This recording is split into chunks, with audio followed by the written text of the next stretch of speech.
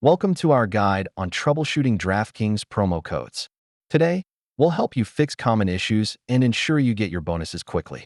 Many users encounter issues like codes not being recognized, expired codes, or codes already used. Let's explore how to overcome these. Here's a step-by-step guide to correctly entering your promo code. Follow along to avoid common mistakes. Before using your promo code, it's important to verify its validity. You can check this on DraftKings promotions page. Sometimes, account-specific issues can prevent promo code use. Let's discuss how to troubleshoot these.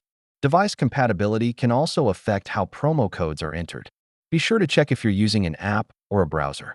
If your promo code isn't applying at checkout, double-check the entry and ensure it meets all requirements.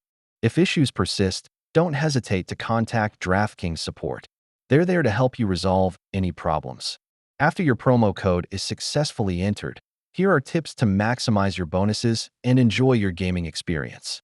In conclusion, don't get discouraged by promo code issues. With these tips, you're ready to try again and claim your bonuses.